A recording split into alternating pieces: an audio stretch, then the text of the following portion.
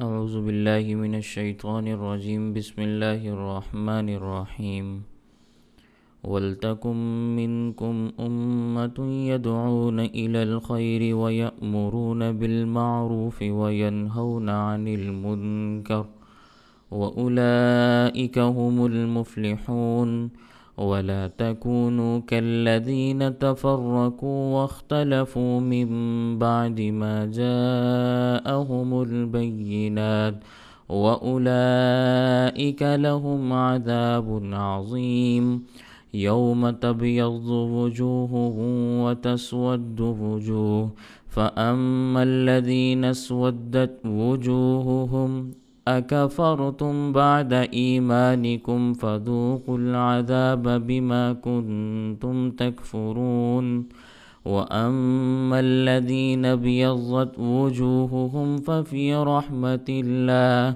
هُمْ فِيهَا خَالِدُونَ تِلْكَ آيَاتُ اللَّهِ نَتْلُوهَا عَلَيْكَ بِالْحَقِّ وَمَا اللَّهُ يُرِيدُ ظُلْمًا لِلْعَالَمِينَ وَلِلَّهِ مَا فِي السَّمَاوَاتِ وَمَا فِي الْأَرْضِ وَإِلَى اللَّهِ تُرْجَعُ الْأُمُورُ صدق اللہ العظیم۔ وَلْتَكُن مِّنكُم، ضروری ہے کہ تم میں سے امتن، ایک گروہ، یدعون الی الخیر، ایسا ہو جو لوگوں کو دعوت دے نیکی کی طرف۔ تم میں سے ایک گروہ ایسا ہونا چاہیے جو لوگوں کو نیکی کی دعوت دے۔ وَيَأْمُرُونَ بِالْمَعْرُوفِ، اور انہیں معروف کام کا حکم دے، اچھے کاموں کا حکم کریں۔ وَيَنْهَوْنَ عَنِ الْمُنكَرِ، اور برائی کے کاموں سے منع کریں۔ وَأُولَئِكَ هُمُ الْمُفْلِحُونَ، اور ایسے لوگ ہی فلاح پانے والے ہوں گے۔ وَلَا تَكُونُوا كَالَّذِينَ، اور تم ان لوگوں کی طرح نہ ہو جانا، تفرقوا، جنہوں نے تفرقہ ڈالا، جدائیگی اختیار کی، تفریق ڈال دی۔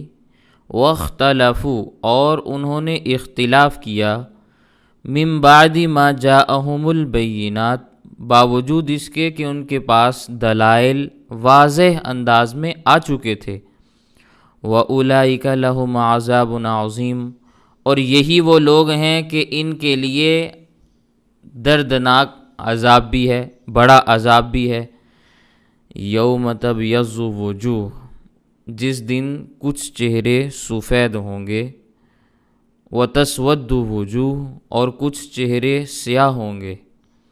فَأَمَّا الَّذِينَ، پھر بہرحال وہ لوگ، اسودت وجوہہم، جن کے چہرے سیاہ ہوں گے، ان سے کہا جائے گا اکفرتم بعد ایمانکم، کیا تم نے ایمان کے بعد کفر اختیار کر لیا تھا؟ فذوقوا العذاب، تو اب تم عذاب کو چکھو، بما کنتم تکفرون، اس وجہ سے کہ تم کفر کرتے تھے۔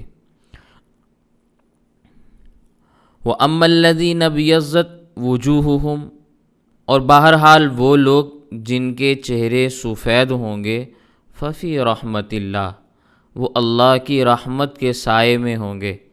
ہم فیہا خالدون، اور وہ مقام رحمت میں ہمیشہ رہیں گے۔ مقام رحمت سے مراد جنت ہے۔ تلک آیات اللہ، یہ اللہ کی آیات ہیں، نتلوہا علیک بالحق، جو ہم آپ پر برحق طریقے سے تلاوت کرتے ہیں، صحیح طریقے سے تلاوت کرتے ہیں۔ وَمَا اللہ، اور نہیں ہے اللہ تعالیٰ، یرید، ارادہ کرنے والا، ظلمًا للعالمین، جہان والوں کے لیے ظلم کا۔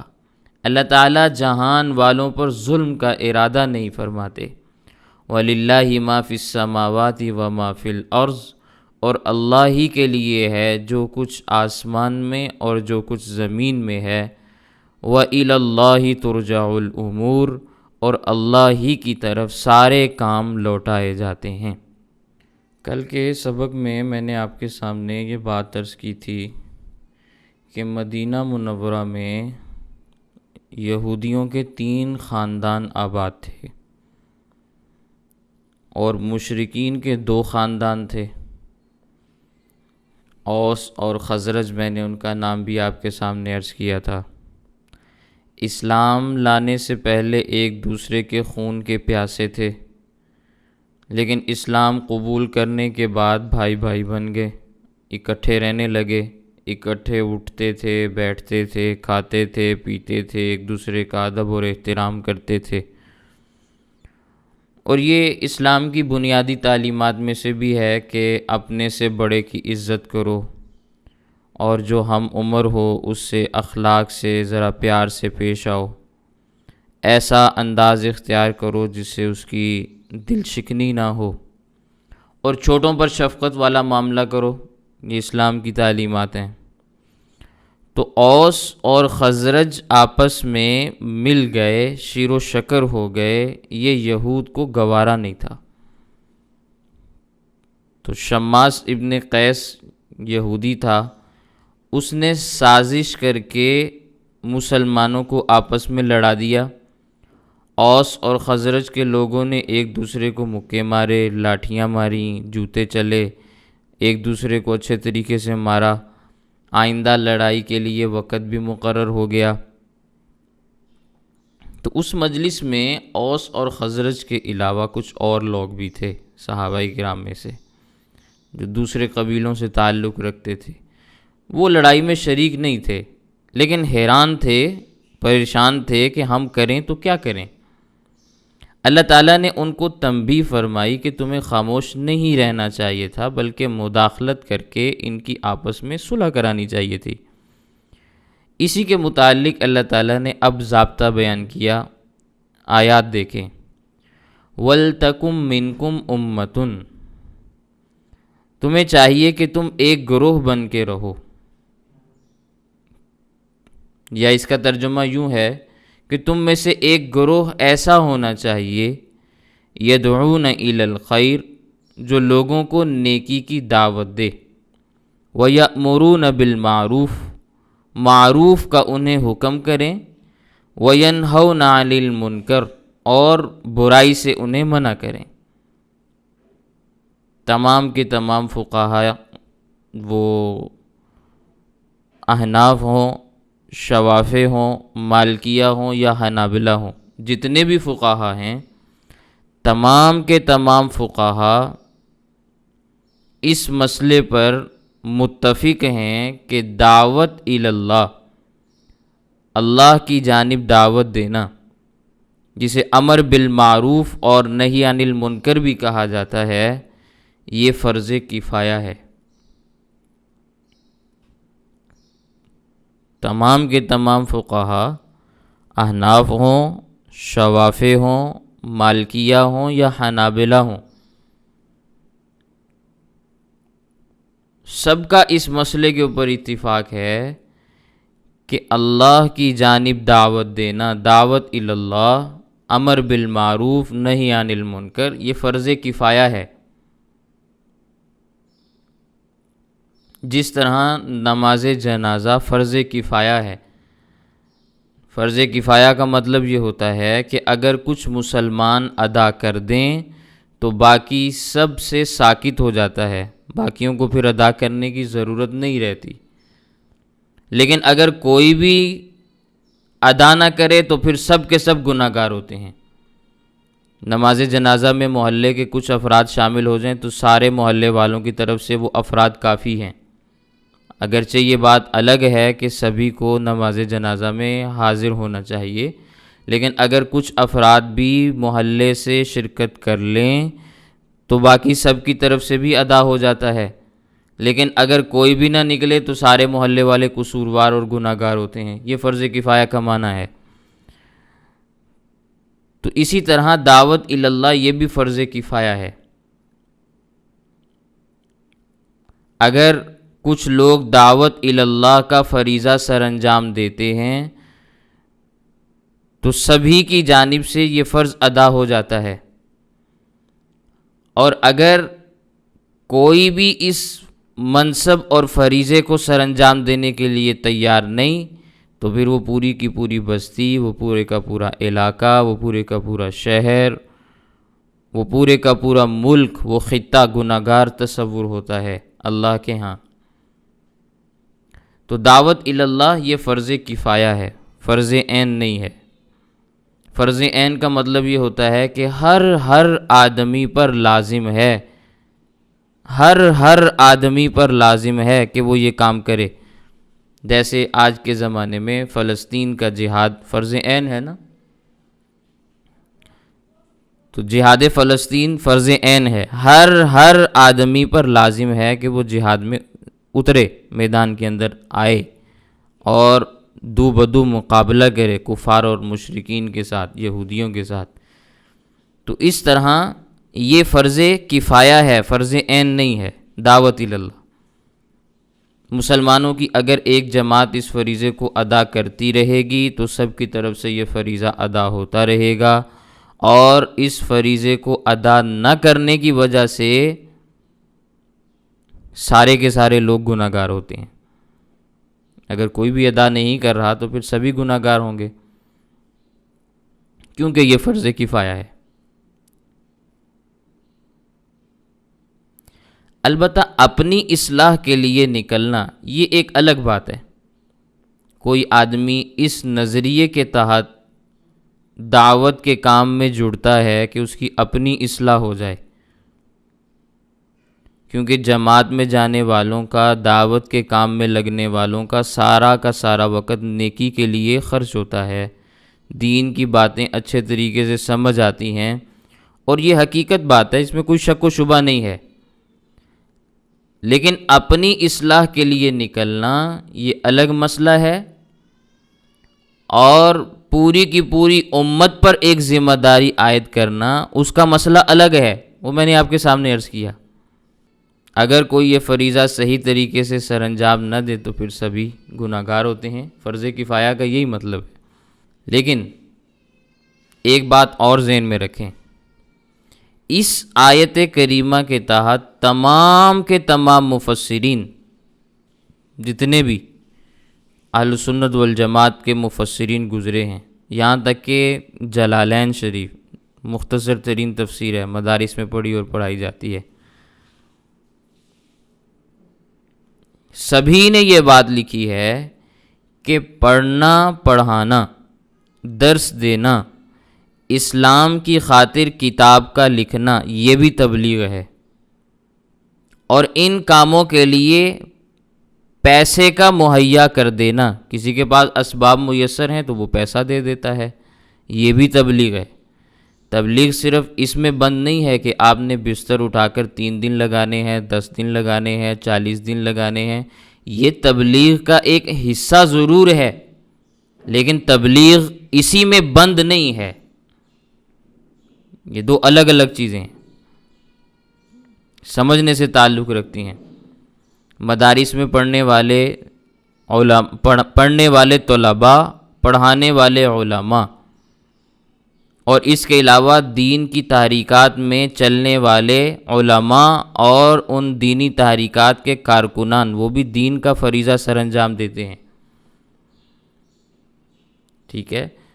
جہاں تعلیم اور تعلم کا سلسلہ جاری ہے وہاں پر اجر اور ثواب اور رحمتیں نازل ہو رہی ہیں، وہ دین کی تبلیغ کا ایک شعبہ ہے، اس کا کوئی انکار نہیں کر سکتا، کیونکہ اسی آیت کے ضمن میں تمام مفسرین نے یہی بات لکھی ہے۔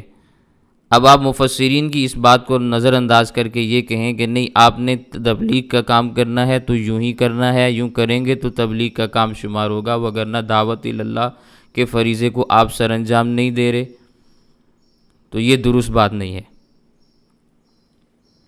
بعض نادان قسم کے لوگ یہ سمجھتے ہیں کہ جو تبلیغ کے لیے نہیں نکلتے وہ دین کا کام نہیں کر رہے، یہ غلط ذہنیت ہے۔ ہمارے حضرت امام اہل سنت شیخ الحدیث و تفسیر حضرت مولانا سرفراز خان صفدر نور اللہ مرقدہ، وہ فرمایا کرتے تھے کہ ایک بابا جی تھے، بڑے سادہ آدمی تھے، کلاس میں بیٹھ کر میرا سبق بھی سنتے تھے، اور اس وقت کہتے میرے پاس طلباء کی تعداد بھی اچھی خاصی ہوتی تھی، تقریباً 400-500 کے قریب طلباء میرے سامنے بیٹھے ہوتے تھے۔ ایک دن وہ بابا جی آ کے کہنے لگے کہ ماشاءاللہ بڑا کام ہو رہا ہے لیکن دین کا کام نہیں ہو رہا۔ کام بڑا ہو رہا ہے لیکن دین کا کام نہیں ہو رہا۔ تو حضرت فرمانے لگے بابا جی پھر دین کا کام کیسے ہوگا؟ تو کہنے لگے آپ نے چلہ تو لگایا نہیں، 40 دن نہیں لگائے۔ تو حضرت فرمانے لگے بھائی اگر میں چلے پر چلا جاؤں گا تو ان کو کون پڑھائے گا، یہ جو طالب علم سامنے بیٹھے ہوئے ہیں؟ تو کہنے لگے ان کو اللہ پڑھائے گا، اللہ پڑھائے گا ان کو۔ تو اللہ تعالیٰ اس طرح بندوں کو نہیں پڑھاتے، وگرنہ تو یہ سارے کے سارے نبی بن جائیں گے۔ ہمارا عقیدہ تو یہ ہے کہ نبی کریم صلی اللہ علیہ وسلم اللہ کے آخری پیغمبر اور رسول ہیں۔ نبی کو تعلیم اللہ تعالیٰ ارشاد فرماتے ہیں اگر یہ سارے کے سارے ایسے ہوں کہ اللہ ان کو پڑھانا شروع کر دے تو یہ تو 400-500 اور نئے نبی آ جائیں گے، تو ہم سے تو قادیانی نہیں سنبھالا جاتا، اور 2-4 اور ہیں جو آج کل کے زمانے میں پھیلے ہوئے ہیں وہ نہیں سنبھالے جا رہے۔ اتنا زمانہ گزر گیا، یہ 500-600 کی تعداد میں اور آ جائیں گے تو کیسے سنبھالیں گے؟ تو اللہ نے بندوں کو مقرر فرمایا ہے کہ وہ لوگوں کو تعلیم دیں، پڑھائیں۔ تو تبلیغ فرض کفایہ ہے، فرض عین نہیں ہے۔ ایک گروہ کے ادا کر دینے سے سارے کے سارے مسلمانوں کی گردنوں سے یہ فریضہ اتر جاتا ہے، اس کو ذہن میں رکھنا ہے۔ وَأُولَٰئِكَ هُمُ الْمُفْلِحُونَ، اور یہی لوگ فلاح پانے والے ہیں جو یہ فریضہ سر انجام دیتے ہیں۔ اگر کوئی دعوت دینے کی یا پڑھانے کی صلاحیت نہیں رکھتا، کانفیڈنس نہیں ہے، تو اس کے لیے کیا حکم ہے؟ اس کے پاس علم ہے، اسے چاہیے کہ وہ اپنا کانفیڈنس کا جو لیول ہے وہ پہلے پورا کرے، اس کے بعد وہ پڑھانے کی یا دعوت دینے کی پوزیشن کے اندر آ جائے گا، کوئی ایسا مسئلہ نہیں۔ کانفیڈنس کے لیول کو برابر کرنا یہ کوئی مسئلہ نہیں ہے۔ اگر ایک آدمی 8 سال 10 سال 12 سال ایک علم کو حاصل کرنے کے لیے محنت کر سکتا ہے تو 1 مہینے میں کانفیڈنس لیول بھی برقرار رکھ سکتا ہے، یعنی اس لیول پر آ سکتا ہے کہ وہ مجمع عام کے اندر کھڑے ہو کر گفتگو کر سکے، لوگوں کو بتا سکے، پڑھا سکے۔ یہ کوئی ایسا مسئلہ نہیں ہے۔ سمجھ آ گئی ہے میری بات؟ اور اس میں جو بات میں عرض کیا کرتا ہوں وہ یہ کہ جس آدمی سے اللہ نے دین کا کام لینا ہو اسے ساری کی ساری چیزیں خود ہی عطا فرما دیتے ہیں، اسباب بھی آ جاتے ہیں، کانفیڈنس لیول بھی پورا ہو جاتا ہے، علم بھی اس کے پاس ہوتا ہے، جو اللہ نے اس کی زبان سے نکلوانا ہوتا ہے وہ خود ہی نکلتا رہتا ہے، مطالعے کی بھی بسا اوقات ضرورت نہیں پڑتی، کتابیں بھی نہیں کھولنی پڑتی۔ جس سے اللہ نے کام لینا ہو اللہ یوں کام لیتے ہیں۔ اس کے لیے ضروری نہیں ہے کہ آپ نے 8 سال 10 سال 12 سال 20 سال لگانے ہیں، آپ نے حافظ قرآن بننا ہے، حافظ الحدیث بننا ہے تو پھر ہی آپ دین کا کام کر سکتے ہیں۔ اللہ سے قبولیت مانگیں۔ جس آدمی کو اللہ تعالیٰ اپنے دین کی خدمت کے لیے قبول فرما دیں گے، ساری کی ساری چیزیں جو دین کے اس کام کے لیے جس کے لیے اللہ نے اسے قبول کیا وہ چیزیں بھی خود ہی عطا فرما دیں گے، تو یہ کوئی مسئلہ نہیں رہتا۔ سمجھ آ رہی ہے میری بات؟ تو اس لیے اپنے آپ کو قبول کروا لیں، قبول کروانے کے بعد ساری چیزیں اللہ تعالیٰ خود ہی دے دیں گے۔ جب اللہ نے قبول کرنا ہے تو ساری چیزیں دیتے ہوئے قبول کرنا ہے، ایسا نہیں ہے کہ ہم نے قبول کر لیا ہے اب جاؤ جا کے علم حاصل کرو۔ قبول تو ہم نے کر لیا، آتا تمہیں کچھ بھی نہیں، جاؤ پہلے جا کے علم حاصل کرو، نہیں۔ جب قبول اللہ نے کر لیا ہے تو اللہ تعالیٰ خود ہی علم بھی عطا کر دیں گے، لیکن اس کا یہ ہرگز مطلب نہیں کہ آپ نے پڑھنا چھوڑ دینا ہے، پڑھنا چھوڑ دیں اور مصلی پہ جا کے بیٹھ جائیں کہ اللہ تعالیٰ جب قبول کر لیں گے تو بخاری مجھے خود ہی آ جائے گی۔ سمجھ آ رہی ہے؟ اسباب اختیار کیے جاتے ہیں، پہلے کچھ دکھایا جاتا ہے کہ بھی ہم علم حاصل کرنا چاہتے ہیں، علم حاصل کر رہے ہیں، ہمیں طلب ہے، ہم دین کا کام کرنا چاہتے ہیں، اس کے لیے کچھ چیزیں اختیار کی جاتی ہیں، کچھ مشاغل اختیار کیے جاتے ہیں دکھانے کے لیے۔ یہ ضروری نہیں ہے کہ آپ نے 8 سال کا کورس پڑھنا ہے، 4 سال کا کورس پڑھنا ہے، اس کے بعد آپ یقیناً لازماً دین کا کام کرنے والے شمار ہو جائیں۔ یہ تو ایک دکھانے کا راستہ ہے، جیسے انسان اللہ کی بارگاہ میں روتا ہے، گڑ گڑاتا ہے، مانگتا ہے، اللہ تعالیٰ پھر اس کو رونے پر، گڑ گڑانے پر، مانگنے پر، طلب دکھانے پر وہ چیز عطا کر دیتے ہیں جو وہ مانگ رہا ہے۔ تو یہ رویا ہے تو اللہ نے عطا کر دیا، تو اس نے پڑھنا شروع کیا تو اللہ نے اس کو علم دے دیا۔ کتاب اس کو نہ بھی سمجھ میں آئے خیر ہے، علم تو اس کے پاس آ جائے گا کیونکہ اللہ نے اس کو قبول کر لیا ہے۔ اور اس پر میں نے کئی ایک مثالیں پہلے بھی اسباق میں پیش کی۔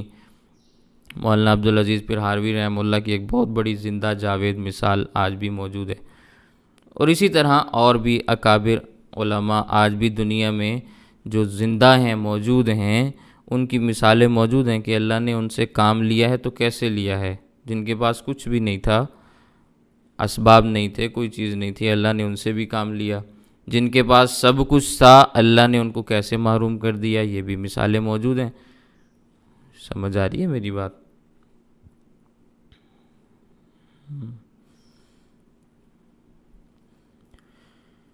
وَأُولَٰئِکَ هُمُ الْمُفْلِحُونَ، یہی لوگ فلاح پانے والے ہیں۔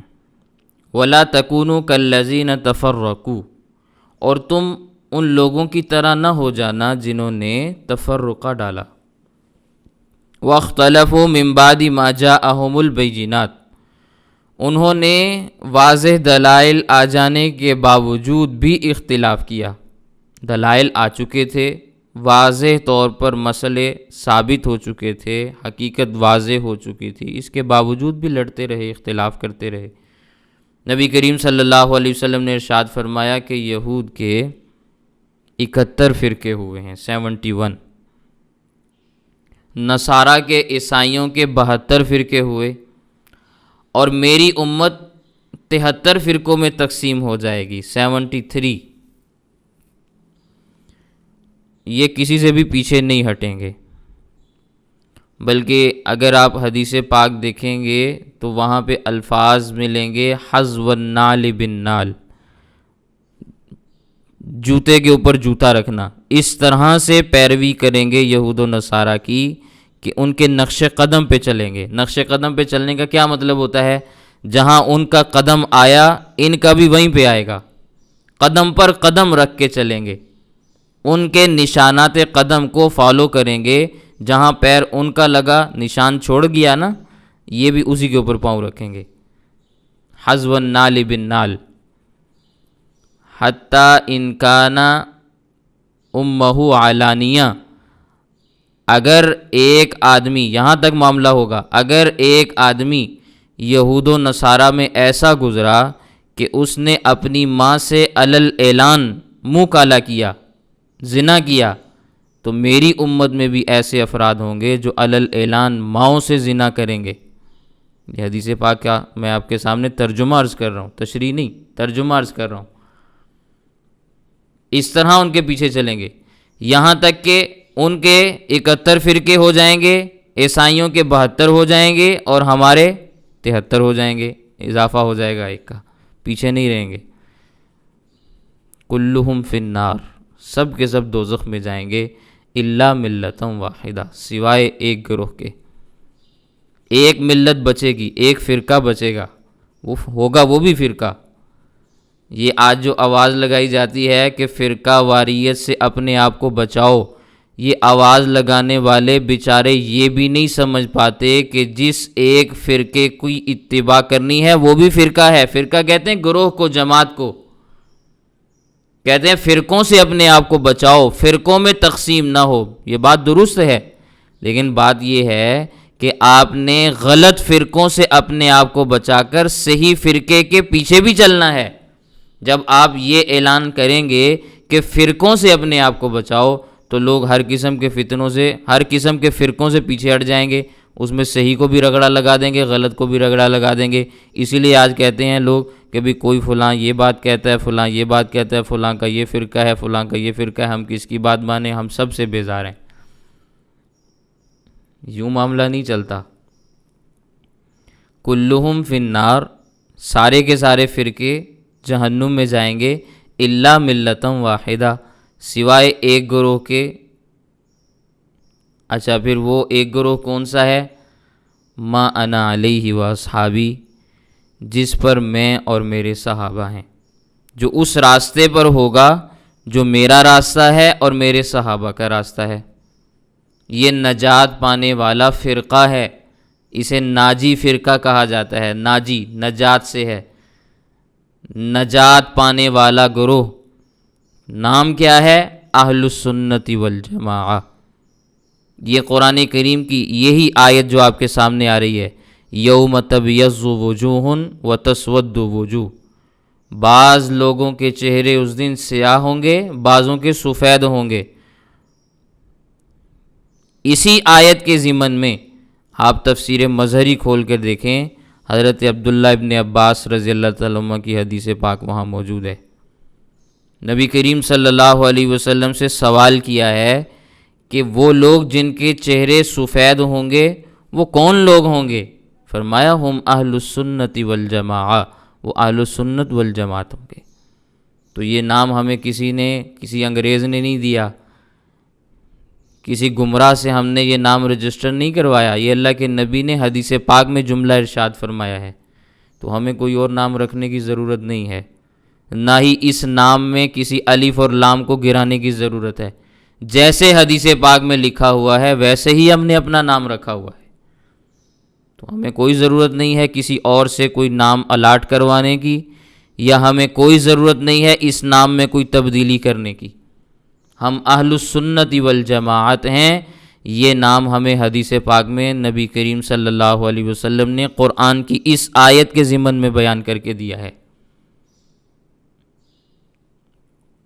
جن کے چہرے کل قیامت کے دن تر و تازہ اور سفید ہوں گے وہ اہل السنت والجماعت ہوں گے۔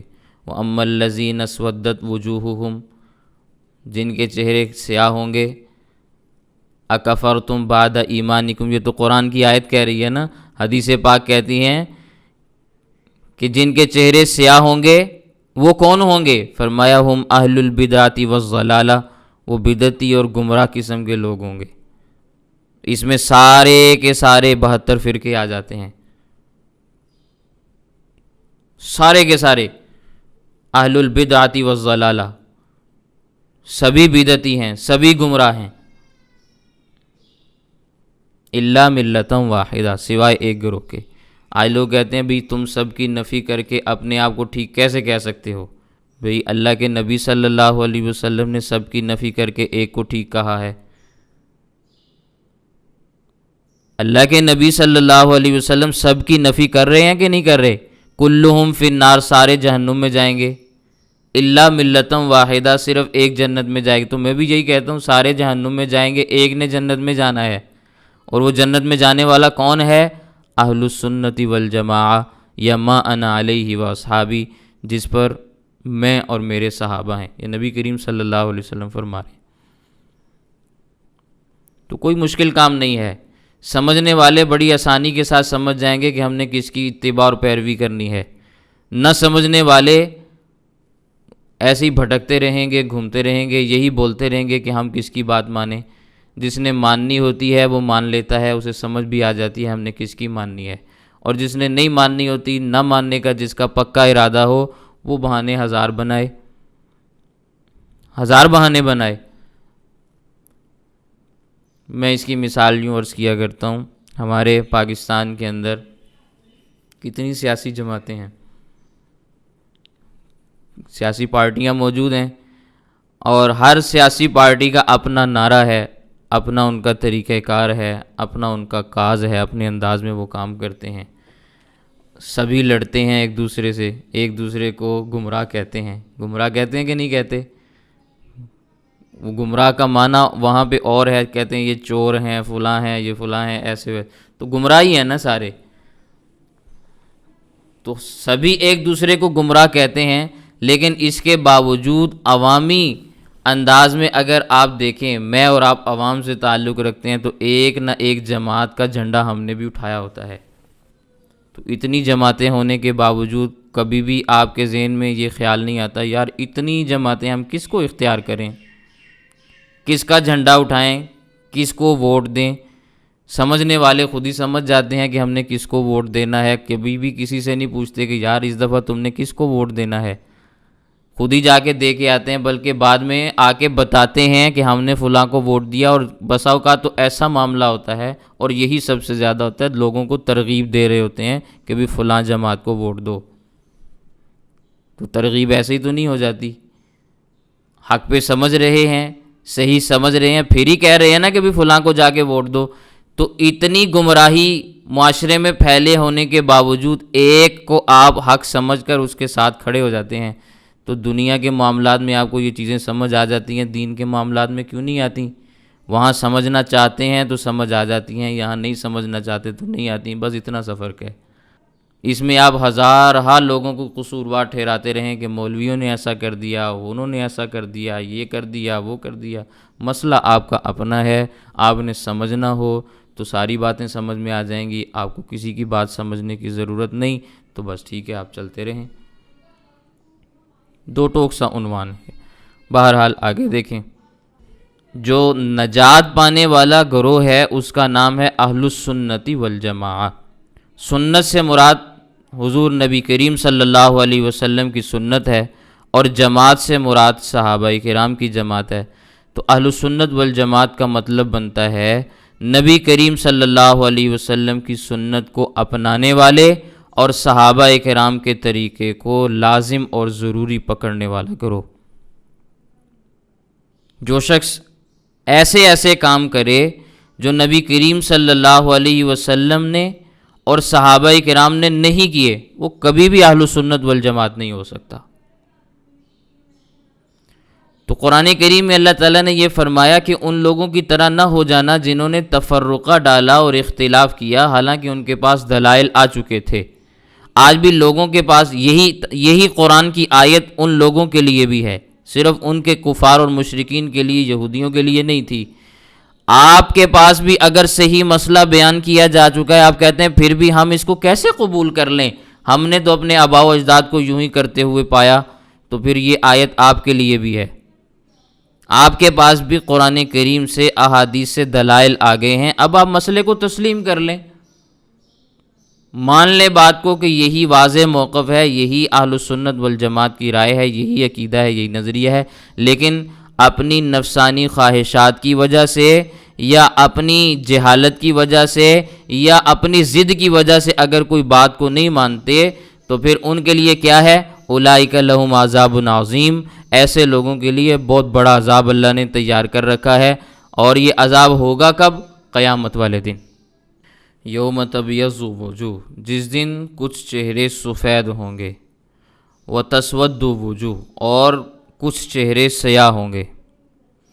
حضرت عبداللہ ابن عباس رضی اللہ تعالیٰ عنہ کا میں نے آپ کے سامنے موقف عرض کیا، یوم تبیض وجوہ، وہ اس کا ترجمہ کیا کرتے تھے اہل السنت والجماعہ، اور وتسود وجوہ کا ترجمہ کیا کرتے تھے اہل البدعۃ والضلالہ، یعنی قیامت والے دن اہل السنت والجماعت کے چہرے سفید ہوں گے، اور اہل بدعت اور اہل ضلالت، دین میں افتراق ڈالنے والے، دین میں گمراہیاں ڈالنے والے، ان کے چہرے کل قیامت کے دن سیاہ ہوں گے۔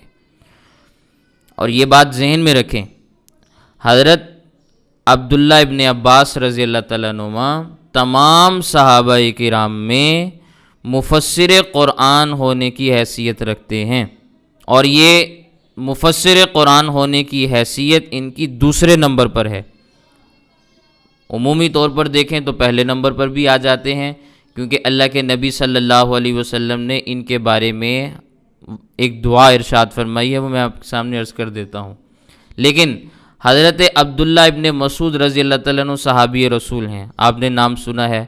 بعض حضرات کی رائے یہ ہے کہ پہلے نمبر کے مفسر قرآن حضرت عبداللہ ابن مسعود رضی اللہ تعالیٰ عنہ، لیکن حضرت عبداللہ بن مسعود رضی اللہ تعالیٰ عنہ کے بعد اگر کسی آدمی کو دیکھا جائے تو وہ عبداللہ ابن عباس رضی اللہ تعالیٰ عنہ، حضرت عباس کے بیٹے ہیں، نبی کریم صلی اللہ علیہ وسلم کے کزن ہیں، چچا کے بیٹے ہیں۔ چھوٹا سا قد ہے، ہلکا پھلکا سا جسم ہے، دیکھنے والا سمجھتا تھا جیسے بچہ گھوم رہا ہے، لیکن اللہ تعالیٰ نے ان کو کچھ خوبیاں ایسی عطا فرمائی جو کسی اور کو نصیب نہیں ہوئی، کہ صحابہ کرام میں اعلیٰ درجے کے مفسر قرآن بنے، اور اللہ تعالیٰ نے ان کو فقاہت بھی عطا فرمائی۔ قرآن کریم کی تفسیر کے بڑے ماہر تھے، عمر زیادہ نہیں تھی۔ جب نبی کریم صلی اللہ علیہ وسلم دنیا سے رخصت ہوئے تو ان کی عمر 14 یا 15 سال بنتی ہے، اندازہ لگائیں آپ۔ اللہ کے نبی صلی اللہ علیہ وسلم جب دنیا سے گئے ہیں، حضرت عبداللہ بن عباس رضی اللہ تعالیٰ عنہ کی عمر کتنی ہے؟ 14 یا 15 سال۔ لیکن یہ عظمت کہ نبی کریم صلی اللہ علیہ وسلم نے ان کے لیے دعا فرمائی، یہ حضرت عبداللہ بن عباس رضی اللہ تعالیٰ عنہ کو حاصل ہے۔ ایک مرتبہ نبی کریم صلی اللہ علیہ وسلم قضائے حاجت کے لیے تشریف لے گئے۔ جب واپس آئے تو دیکھا ایک لوٹا پانی کا بھرا ہوا ہے اور بڑی مناسب جگہ کے اوپر رکھا ہوا ہے۔ وہ جگہ ایسی تھی جو باپردہ بھی تھی۔ نبی کریم صلی اللہ علیہ وسلم نے فرمایا، من وضعہ ہا ہونا، یہ لوٹا پانی کا یہاں کس نے رکھا؟ حضرت عبداللہ ابن عباس رضی اللہ تعالیٰ عنہ کہنے لگے، حضرت یہ پانی کا بھرا ہوا لوٹا میں نے رکھا۔ میرے دل میں خیال آیا کہ آپ قضائے حاجت کے لیے تشریف لے گئے ہیں تو طہارت کرنی پڑے گی۔ اب اس وقت عمر کتنی ہے جب کا یہ واقعہ میں عرض کر رہا ہوں؟ 8 سال عمر ہے، 8 سال کے تھے اس وقت جب یہ کام کیا۔ نبی کریم صلی اللہ علیہ وسلم کے قلب مبارک میں رقت طاری ہو گئی کہ یہ دیکھو چھوٹا سا بچہ ہے، اس کے دل میں یہ خیال آیا کہ پہلے اس نے لوٹا تلاش کیا، پھر اس میں بھرا پانی تلاش کر کے پانی ڈالا۔ ایسا تو نہیں ہوتا تھا کہ بھی سامنے سے جاؤ ٹوٹی سے پانی ڈال کے لے آؤ۔ پھر اس کو ایسی جگہ پہ رکھا جو سب سے زیادہ باپردہ اور بڑی مناسب جگہ ہے۔ تو نبی کریم صلی اللہ علیہ وسلم نے ان کے لیے دعا فرمائی، اللہم علمہ التاویل وفقہہ فی الدین، اے پروردگار اس کو قرآن کی تفسیر کا ماہر بنا، دین کی فقاہت عطا فرما۔ یہ حضرت عبداللہ بن عباس رضی اللہ تعالیٰ عنہ ہیں جن کے لیے نبی کریم صلی اللہ علیہ وسلم دعا فرما رہے ہیں۔ نبی کی دعا کی برکت تھی کہ اللہ تعالیٰ نے ان کو قرآن کا مفسر بھی بنایا، دین کی فقاہت بھی دی۔ تفسیر ابن عباس آج بھی مارکیٹ سے مل جاتی ہے، حضرت عبداللہ بن عباس رضی اللہ تعالیٰ عنہ کی قرآن کریم کی تفسیر ہے۔ اس تفسیر ابن عباس کو کھول کے دیکھ لیں، آپ کو اسی آیت کا کیا ترجمہ ملے گا، یہی نام آپ کو وہاں پہ ملے گا جو میں نے آپ کے سامنے عرض کیا۔ بہرحال ایک بات میں آپ کے سامنے اور بھی عرض کر دوں، آج کے زمانے میں اگر کوئی 14-15 سال کا لڑکا کسی بڑے آدمی کے سامنے کوئی بات عرض کر دے تو لوگ کہتے ہیں بھئی تو کل کا بچہ آج ہمارے سامنے باتیں کرتا ہے۔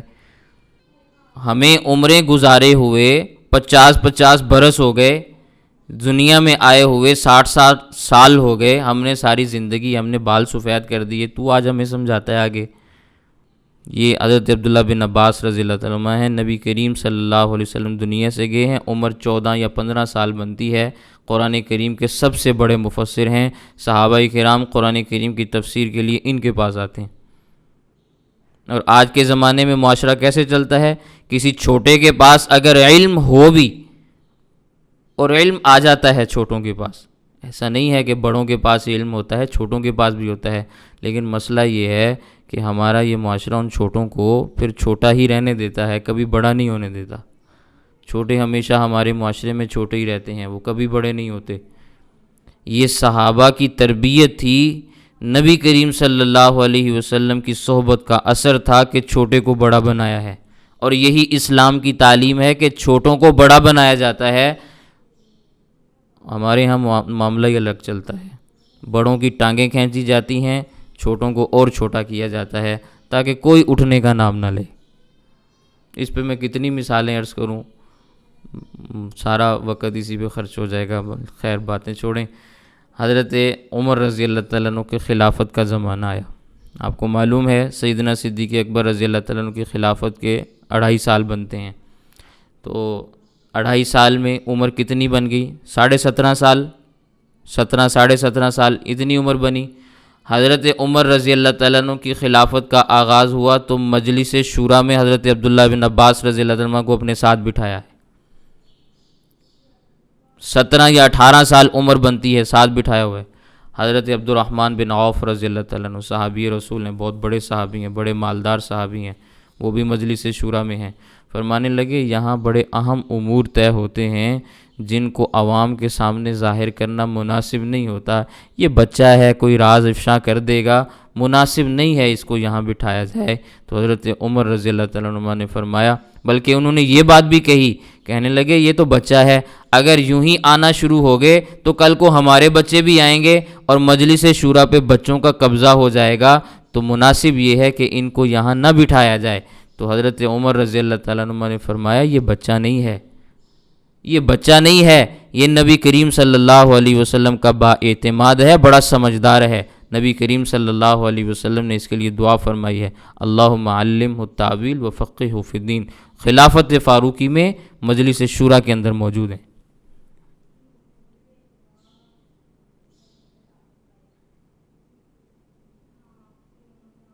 اور حضرت عبداللہ بن عباس رضی اللہ عنہ کی قابلیت پتہ کس طرح واضح ہوتی ہے؟ فرماتے ہیں حضرت عبداللہ بن عباس رضی اللہ عنہ کہ حضرت عمر رضی اللہ عنہ نے مجھے اپنی مجلس میں اس وقت بھی بلایا جب وہاں بدر کی جنگ میں شریک ہونے والے بزرگ صحابہ کرام موجود ہوتے۔ تو وہ بزرگ حضرات فرمایا کرتے تھے کہ بھئی اس نوجوان کو ہماری مجلس میں کیوں بلایا گیا؟ اس جیسے ہمارے بھی بچے ہیں۔ اس پر حضرت عمر رضی اللہ تعالیٰ عنہ نے فرمایا یہ ان لوگوں میں سے ہے جن کو اللہ کے نبی صلی اللہ علیہ وسلم نے دعا دی ہے، اور اس دعا کے اثرات ہم اپنی آنکھوں سے دیکھ رہے ہیں۔ پھر صحابہ کرام کے درمیان ایک مرتبہ حضرت عبداللہ بن عباس رضی اللہ تعالیٰ عنہ کو حضرت فاروق اعظم رضی اللہ تعالیٰ عنہ نے بلایا، سب کے سامنے بلایا، تاکہ ان کا علم اور ان کا کمال سب کو دکھلا سکیں کہ کتنا بڑا آدمی ہے۔ تو حضرت عمر رضی اللہ تعالیٰ عنہ نے ان سے سب کے سامنے پوچھا کہ اذا جاء نصر اللہ، اس کے بارے میں آپ کیا کہتے ہو؟ سورۃ النصر پہلی آیت پڑھی، اس کے بارے میں آپ کی کیا بات ہے، کیا آپ سوچتے ہیں، تفسیر اس کے بارے میں کیا کہتی ہے؟ تو کسی نے کہا کہ ہمیں اس میں حکم دیا گیا ہے ہم اللہ کی حمد کریں، اللہ سے بخشش مانگیں، اس کی وجہ سے ہماری مدد کی جائے گی، ہمیں فتح دی جائے گی۔ کسی نے کہا بھی ہمیں نہیں پتہ، اور کسی نے کوئی بات بیان کی اور کسی نے کچھ کہا۔ تو حضرت عمر رضی اللہ تعالیٰ عنہ نے حضرت عبداللہ بن عباس رضی اللہ تعالیٰ عنہ سے فرمایا، اے ابن عباس تم اس کے بارے میں کیا کہتے ہو؟ تو فرماتے میں نے کوئی جواب نہیں دیا۔ حضرت عمر رضی اللہ تعالیٰ عنہ نے پھر پوچھا، تو پھر کہتے ہیں میں نے کہا اس میں نبی کریم صلی اللہ علیہ وسلم کی وفات کے وقت قریب آ جانے کی طرف اشارہ کیا گیا ہے۔ اللہ تعالیٰ نے نبی کریم صلی اللہ علیہ وسلم کو اطلاع دی کہ جب مکہ فتح ہو جائے گا تو آپ صلی اللہ علیہ وسلم کی وفات کا وقت قریب ہو جانے کی علامت ہے کہ مکہ فتح ہو گیا ہے، اب آپ نے اللہ کی طرف جانا ہے۔ تو اس وقت آپ صلی اللہ علیہ وسلم کثرت کے ساتھ اللہ کی تسبیح بیان کریں، اللہ سے معافی مانگیں، مغفرت طلب کریں۔ حضرت عمر رضی اللہ تعالیٰ عنہ نے فرمایا میرے علم میں بھی یہی بات تھی۔ تو حضرت عبداللہ بن عباس رضی اللہ تعالیٰ عنہ کی یوں حیثیت سارے کے سارے صحابہ کرام کے درمیان فاروق اعظم رضی اللہ تعالیٰ عنہ نے واضح کی ہے، یہ اتنے بڑے مفسر قرآن ہیں۔ تو بہرحال وہ فرماتے ہیں وَأَمَّا الَّذِينَ اسْوَدَّتْ وُجُوهُهُمْ، اس سے مراد کیا ہیں؟ اہل البدعۃ والضلالہ، جن کے چہرے سیاہ ہوں گے ان سے کہا جائے گا اکفرتم بعد ایمانکم، تم نے کفر اختیار کیا ایمان کے بعد، یعنی دعویٰ تو تمہارا ایمان کا تھا کہ ہم مومن ہیں، پھر تم نے کفر اختیار کر لیا، یعنی اعمال سارے کافروں والے ہیں، زبان سے مسلمان ہونے کا، مومن ہونے کا دعویٰ کرتے ہو۔ بخاری شریف اور دیگر کتابوں کے اندر حدیث آتی ہے نبی کریم صلی اللہ علیہ وسلم حوض کوثر پر تشریف فرما ہوں گے اور لوگ نبی کریم صلی اللہ علیہ وسلم کے حوض کوثر پر پانی پینے کے لیے آئیں گے۔ کچھ لوگوں کو فرشتے دھکے مار کر کہیں گے کہ پیچھے ہٹ جاؤ، دور ہو جاؤ۔ شور سنیں گے تو نبی کریم صلی اللہ علیہ وسلم اس جانب توجہ فرمائیں گے، فرشتوں سے کہیں گے کہ یہ تو میرے امتی ہیں، تم انہیں پیچھے کیوں دھکے مار رہے ہو؟ تو اللہ جل جلالہ کی طرف سے آواز آئے گی، انک لا تدری ما احدثوا بعدک، کہ پیغمبر آپ نہیں جانتے کہ جو کام انہوں نے آپ کے دنیا سے جانے کے بعد کیے، آپ کو نہیں معلوم کہ انہوں نے آپ کے دنیا سے پردہ فرما جانے کے بعد انہوں نے کون کون سی بدعتیں اختیار کر لیں۔ فَأَقُولُ سُحْقًا سُحْقًا، نبی کریم صلی اللہ علیہ وسلم فرماتے ہیں کہ تب میں کہوں گا ان کو میری نظروں سے ہٹا دو، دور کرو ان کو مجھ سے۔ تو فرشتے ان کو حوض کوثر کے قریب نہیں آنے دیں گے۔ حوض کوثر سے وہ لوگ پانی پئیں گے جو موحد ہوں گے، توحید پر قائم ہوں گے، نبی کریم صلی اللہ علیہ وسلم کی سنت کے پابند ہوں گے۔ اب ایک مسئلہ آ جاتا ہے کہ نبی کریم صلی اللہ علیہ وسلم ان لوگوں کو کس طرح پہچانیں گے کہ یہ میرے امتی ہیں؟ تو حدیث پاک میں آتا ہے کہ وضو والے اعضاء سفید ہوں گے، جو مخلص ہوں گے ان کی سفیدی زیادہ ہوگی، جو کھوٹے ہوں گے، وضو تو وہ بھی کرتے ہوں گے نا دنیا میں، لیکن ان کی چمک اتنی زیادہ نہیں ہوگی، تھوڑی بہت چمک ان کے اعضاء پہ ہوگی لیکن زیادہ نہیں ہوگی۔ اس چمک کو دیکھ کر نبی کریم صلی اللہ علیہ وسلم یہ فرمائیں گے بظاہر تو میرے امتی لگتے ہیں، تم ان کو پیچھے کیوں دھکے مار رہے ہو؟